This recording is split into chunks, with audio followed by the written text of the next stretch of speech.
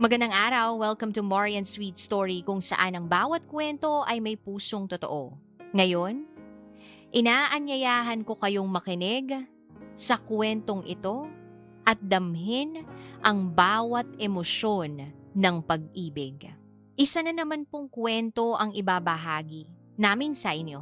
Ako nga pala si Rio, 32 years old at binata. Nagtatrabaho bilang personal driver ngayon. Isang kilalang doktora dito sa Las Piñas. 3 taon na akong nagmamaneho. Professionally, mula sa Grab, deliveries, hanggang sa private service. Pero ngayon kay doktora, Selena ako naka-assign. Ibang klase talaga. Hindi lang dahil sa taas ng respeto ko sa kanya, kundi dahil hindi ko rin maitago sa sarili ko kung gaano ko naa-attract sa kanya. Alam kong may asawa na siyang tao, miss. Love. Pero ganung diyata talaga. Hindi mo mapipigilan ang sarili mo kapag humanga ka na sa isang tao.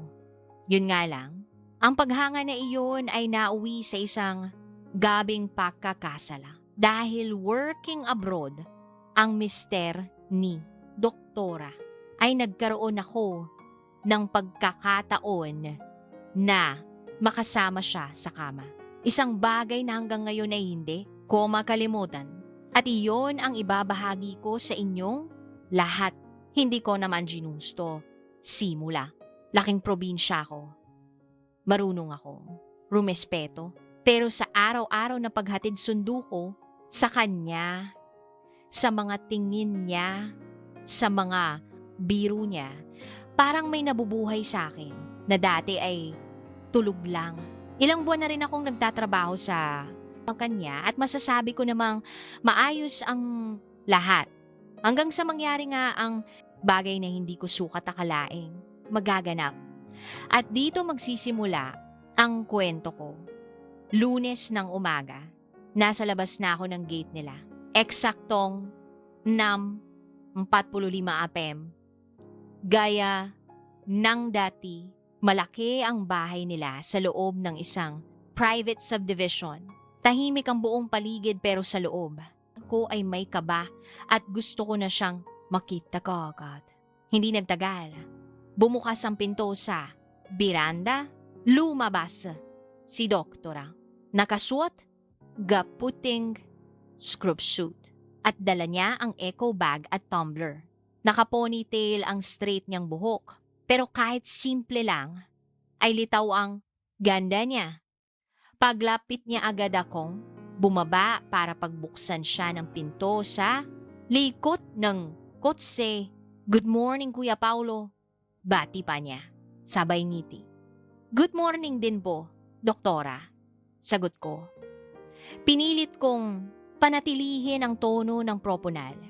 Pero sa loob-loob ko ang lakas ng tibok ng dibdib ko. Pagkasakay niya, inayos niya ang pagkakaupo at sinilip ang sarili sa maliit na salamin. Habang inaayos ang kanyang buhok, sumulyop ako sa rear view mirror. Kita, ko ang makinis niyang batok. Tang ina. Paulo, trabaho lang. Trabaho lang to. Bulong ko sa sarili ko. Tahimik sa loob ng sasakyan. Nakaplay ang paborito niyang instrumental jazz na palagi kong pineplay tuwing sakay siya. Diretso po tayo sa clinic, Kuya Pao. Wika niya. Si Podok. Same route po. Ang ba? Tumangulang siya. Ilang segundo ang lumipas bago siya muling nagsalita. Ang aga-aga mo yata palagi sabi niya. Sabay tingin sa side mirror. Sanay na po, doktora. Mas okay nang maaga kaysa maliit kayo. Tama ka. Siya nga, pala may asawa ka na ba? Natawa ako ng kaunti. Medyo hindi ko kasi ini-expect ang tatanungin niya. Wala. Papo, wala rin pong jowa. Baka nga po, natatakot sila sa pagiging busy ko eh. Nakibibalikat siya. Hindi naman yun. Dapat issue. Kapag gusto ka, hanap yan ng oras. Napatingin ako sa rear view mirror. Nahuli ko ang nakatingin siyang diretso sa mata ko pero agad ding umiwas. Tahimik ulit pero parang may tensyon na hindi ko maipaliwanag. Alam mo kuya, sambit niya habang Nilalaro ang tumbler niya. May mga tao talagang kahit simpleng kasama mo lang sa araw-araw, hindi mo maiwasang hindi mapansin.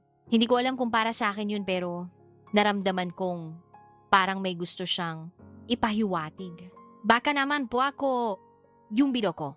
Napangiti siya pero hindi sumagot. Pagdating namin sa clinic, bumaba ako. Kaagad para pagbuksan siyang pintuan. At bago siya tuluyang lumabas, tumiin siya sa akin. Same time mamaya. Ha? Opo, Dok. Sunduin ko po kayo ng mga 6 m. Sagot niya. Magpahinga ka rin muna ha. Kailangan pa. Kita mamaya ang buo. Napatingin ako sa kanya. Hindi ko alam kung biro ba yun o may ibang ibig sabihin. Pero sa mga mata niya, may lambing na. Hindi ko naramdaman dati. Zex na negabi, nagapark na ako sa tapat ng klinik ni Doktora Selena. Gaya ng napag-usapan kaninang umaga, medyo umaambon kaya naka-on ang wiper sa mabagil na setting, ang ilaw ng poste sa labas. Parang mas lalong nagbigay ng lungkot sa paligid pero sa loob ko may halong kaba at kasabikang hindi ko maipaliwanag. Ilang saglit lang bumukas na ang pinto. NG Clinic. Lumabas si Doktora. Suot pa rin ang scrub suit niya pero ngayon ay may suot na siyang jacket. Bit-bit ang shoulder bag at payong. Paglabas niya sa kotse, agad akong bumaba para pagbuksan siya. Grabe ang ulan. Sambit niya habang sumasakay. Buti na lang talaga nandyan ka. Palagi. Lagi naman po ba? Sagot ko sa Bengidi. Ayokong mabasa kayo eh. Baka kasi magkasakit pa kayo. Pagbibiro ko. Ang sweet mo naman. Sabi niya sabay kuha ng tissue at pinahid ang kaunting tubig ulan sa leeg niya. Muling binalot ng katahimikan ng loob ng sasakyan habang umaandar kami pauwi. Pero ngayong gabi, ramdam kong may kakaibang init kahit na malamig ang aircon. Napansin kong tahimik siya habang pinagmamasda ng ambon sa bintana. Tahimik po yata kayo, Dok. Tanong ko habang patuloy sa pagmamaneho. Napalingon siya. Pagod lang siguro pero okay lang. Mas gusto ko nga yung ganitong di ba? Tahimik, komportable, napangiti ako. Ako rin po okay lang na pagod, basta't kayo po ang kasama. Ayos, nasabi ko. Napatawa siya ng mahina. Hala, sumasagat ka na ngayon ha. Wala naman pong masama kung totoo ba? Sagot ko. Maganda naman po talaga kayo. Dok at mabait. Natural lang siguro na may humang lalaki sa inyo at isa na ako. Doon. Hindi ko kasi talaga yun maiiwasan. Wika ako sa kanya. Hindi siya agad sumagot. Tumingin lang siya sa akin mula sa salamin sa taas ng likuran. Mabagal ang kilos ng mga mata niya. Parang sinusuri kung totoo ang sinasabi ko. Alam mo, Paulo? Sambit niya sa kalagitnaan ng biyahe. Hindi ko naman inaasahan na may driver. Akong magiging interesting. Napakunot ang noo ko pero nakangiti. Interesting po ba ako? Bulong niya. Tahimik ka, Tasyal. At may titig ka na parang may kapilyuhang tinatago. Biro niya. Kinabahang ako pero umiti pa rin. Kayo po may titig din po kayo na parang nangaakit. Sagot ko naman, napangiti ulit siya. Ang tapang mo yata. Ngayon ha, hindi ka naman ganyan dati. Kasi po mas nakikilala ko na kayo at habang tumatagal, mas nahihirapan na. Akong pigilan ng sarili kong humanga sa inyo. Tumingin siya sa akin ng diretsyo. Seryoso ang mga mata pero may ngiti sa dulo ng labi niya. Yung tipo ng ngiting, hindi mo alam kung babalaba o paanyaya. Paulo bulong niya sa totoo lang. Hindi rin naman madaling pigilan ang sarili kapag may kasama kang laging nandiyan. Napalunok ako. Nakahinto kami sa stoplight. Ramdam kong pareho kaming naghihintay ng susunod na mangyayari. Sa labas patuloy lang ang ambon pero sa loob ng kotse, para bang tumigil ang oras. Kung sakaling may mali akong magawa, dagdag pa niya. Pipigilan mo ba ako? Hindi ko alam ang isasagot. Ang totoo, gusto kong sumagot ng oo. Bilang respeto sa kanya at sa asawa niya na nasa abroad, pati sa trabaho niya. Pero ang lumabas sa bibig ko'y kabaliktaran. Depende po, Dok, kung gusto nyo rin. Naman, napakagatlabi siya. Huminga ng malalim. Hindi ko siya hinawakan. Hindi ko rin inilapit ang sarili ko sa kanya. Pero ang tinginan namin sa rear view ay mirror ay sapad na para magsimulang. Lumabo ang mga linya sa pagitan ng tama at bawal. Nagpatuloy kami sa biyahe. Wala nang nagsalita pero sa bawat segundo lalo, naming nababasa ang aming nararamdaman. Pagdating sa tapat ng bahay niya, hindi. Siya agad bumawa. Paulo, mahinang sabi, "Kanya, gusto mo bang pumasok muna para makkape?" Alam ko namang hindi lang kape ang tinutukoy niya. Pero tumango lang ako, sumang-ayon. At nang gabing iyon, sa gitna ng ulan at katahimikan ng subdivision, ang isang simpleng biyahe pa uwi ay naging simula ng isang lihim na hindi na mababawi. Tumango lang ako nang tanungin niya ako kung gusto kong magkape sa loob. Hindi. Na ako nag-isip siguro dahil sa buong araw na halos hindi ko siya maalis sa isipan ko.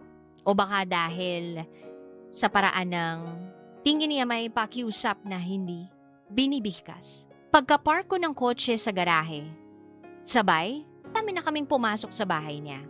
Tahimik ang paligid, maaliwala sa bahay at mabango. Parang siya. Pumasok kami sa kitchen area at agad siyang naglabas ng 2 baso. "Pili ka! Coffee o wine?" Tanong niya. Habang nakatalikod sa akin, bukas ang overhead cabinet. "Ne po, kung lang, Doc." Napalingon siya. Parang nabigla sa sagot ko pero ngumiti rin naman. Brave tonight, Paulo," sabi pa niya. Binuksan niya ang maliit na wine. Schiller. Naglabas ng red wine. Sa bawat galaw niya, litaw ang pagiging elegante. Pero ramdam mo rin ang pagod at lungkot. Sa likod ng maayos niyang postura, umupo siya sa may bar counter. Inabot niya sa akin ang isang baso. "Cheers, Kuya Pao," sabi niya sabay taas ng baso. "Sa pagiging nandyan mo palagi at sa pagiging kaibigan na rin." Dugtong pa. Niya. Nagklink ang baso namin. Uminom. Siya ng kaunti at ako rin. Dahan-dahan. Lamang ang lahat. Walang pilitan. "Salamat, Kuya Pao. Kahit natahimik ka, palagi pakiramdam ko hindi ako mag-isa. Kahit hindi po ako pala salitado, napansin ko kayo palagi at alam kong hindi kayo ganun kasaya," sabi ko. Napatingin siya sa akin. At doon na nagsimula ang pag-amin niya. Ang pagkwento niya tungkol sa buhay niya, sa labas ng pagiging doktor niya at sa pagiging asawa. Alam mo ba, Kuya Pao, 3 buwan na kaming halos walang matinong usapan ng mista ko. Video call kapag may kailangan pero wala nang kumusta ka. Wala nang mag-iingat ka dyan at wala nang mahal tita.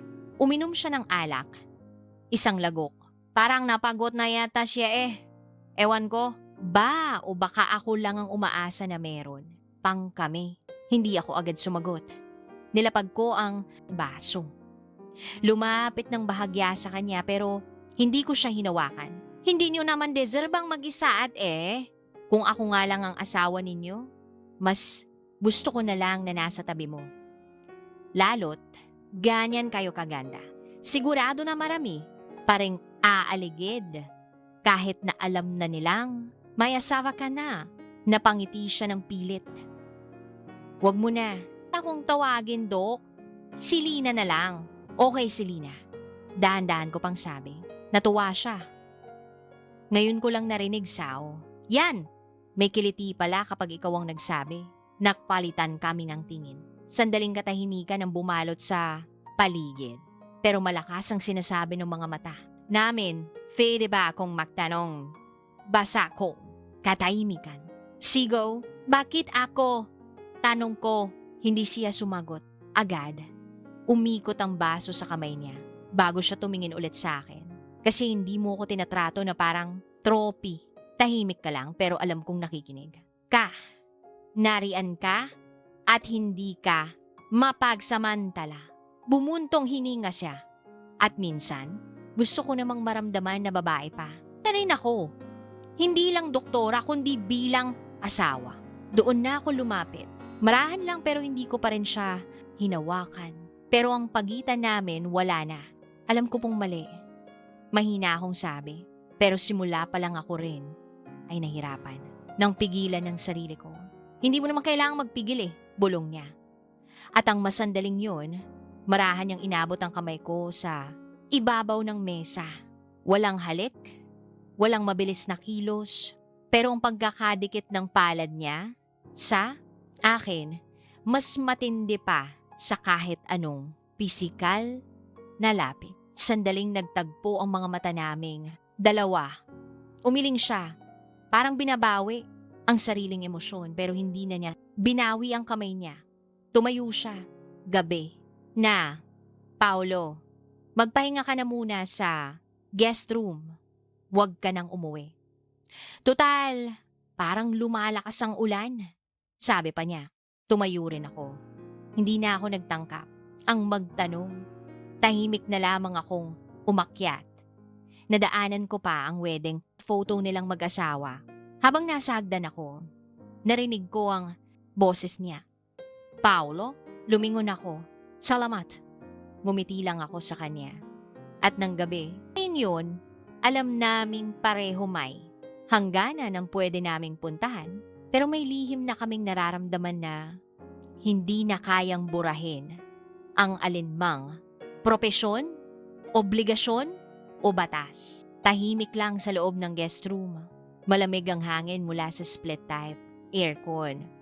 Pero ang dibdib ko mainit pa. Rin sa mga sinabi at ginawa ni Selena sa ibaba. Nakaupo ako sa gilid ng kama. Hindi ako makatulog. Sa hallway sa labas, naririnig ko ang mahihinang yapak. Hindi ko alam kung siya ba o guni-guni. Talang ng utak kong gulong-gulo. Ilang minuto pa may marahang pagkatok sa pintuan. Tumayo ako kaagad. Binuksan ko at nandun, siya. Nakatayo, si Doktora, Selena, nakarobe ng puti at ang buhok ay basa. Amoy shampoo, amoy malinis. Pero ang pinakamalakas, amoy tukso. Hindi siya nagsalita agad. Nakatitigan lang kami. Hindi ako makatulog Mahinang sabi niya, pareho pala tayo. Sagot ko. Pumasok siya na dahan-dahan. Inilapat ang pinto. Wala nang ibang tunog sa kwartong yun, kundi ang tibok ng mga puso namin. Hindi ko alam kung tama to, Paulo, pero pwede mo ba akong paligayahin ngayong gabi? Pwede na bang magpanggap o pwede ka bang magpanggap na ikaw muna ang asawa ko? Hindi ako nakasagot. Nilapitan ko lang siya at doon wala nang salita. Inilapit niya ang mukha niya. Dumikit ang labi niya sa akin. Malambot, mabagal. Para bang naghahanap ng kasagutan sa lahat ng tanong niya. Hindi mara ang halik. Hindi rin naman nagmamadali. Para bang may pahintulot ang bawat galaw. Hinatak ko siyang dahan-dahan, papalapit. Ang mga kamay kong humawak sa kanyang bewag. Hindi naman siya umatras sa halip siya pa ang lumapit. Sa pagitan ng halik ramdam ko ang paghinga niya. Mabilis, malalim, at puno ni pagnanasa. Dito lang ako, bulunggo, walang ibang makakalam. Humiga kami sa may kama. Siya ang naglapit. Siya ang nagbukas ng sarili at walang salitang kailangan. And mga sandaling yun, walang doktor at driver sa pagitan naming dalawa. Walang may asawa at walang bawal. Ang meron lang 2 taong matagal nang nauuhaw sa lambing. At sa wakas, pinili na nilang tugunan ang isa't isa. Kahit na bawal, halos sinulit namin ang buong magdamag. At nang tuluyan na kaming makontento, ay nakatulog siya sa dibdib ko. Mahigpit. Ang pakakayakap. Ako tahimik lang ako. Gising pa rin. Pinagmamast siya habang himbing ang pagkakatulog niya. Pero sa isip ko, alam kong ito'y isang gabing hindi dapat maulit. Hindi namin kailanman pwedeng ulitin kahit pa sobrang totoo ang lahat ng nararamdaman ko. Kinaumagahan balik sa dati. Hinatid ko siya at parehas lang kaming tahimik. Ilang linggo ang lumipas, binalik namin ni Dokora Selina ang dating ritmo. Hatid, sundo, simpleng, usapan, normal, nasa mata ng iba. Pero tuwing magtatama ang mata namin sa rear view mirror, parehong alam namin ang totoo, hindi na namin pinag-usapan ng nangyari. Pero sa huling gabi bago umuwi ang asawa, niya galing abroad, hinarap niya ako habang nakapark kami sa tapat ng bahay nila. Paulo, bulong niya. Salamat. Dahil kahit isang gabi lang, naramdaman kong babae pa rin ako. Tumango ako. Pilit kong pinanatili ang ite. Alam kong hindi ito tama pero hindi ko yun pinagsisisihan. Sabi pa niya, pareho ho tayo. Sagot, eko. Pero alam kong hanggang dito lang. Tayo. At ayokong sirain ang pangalan mo, doktora. Tumango siya. At bago bumaba, sandali, siyang tumingin sa akin. Mata sa mata, huling pagkakataon. Pagkababa niya ng pinto, binalik ko ang kamay ko sa manibela. Isang malalim na buntong hininga ang pinakawalan ko. Walang luha pero masakit. Kasi alam kong napamahal siya sa akin. Ngunit tanggap ko na siya'y hindi akin. Ang isang pagkakasala ay mabilis lang. Lumipas. Pero ang mga alaala ay mananatiling lihim sa pagitan ng 2 taong hindi dapat nagkakilala. Sa ganong paraan. Pero nagtakpo at sandaling naging pag-aari ang isa't isa. Kahit na bawal. Hanggang dito na lang po ang experience na i-share ko sa inyong channel, Miss Love. Alam ko pong hindi ito katulad ng iba na nagkahulihan sa dulo. Pero ang isang pagkakamali namin ni Doktora ay ang siyang pinakamasayang gabi naman ng aking buhay. Nagmamahal, Rio.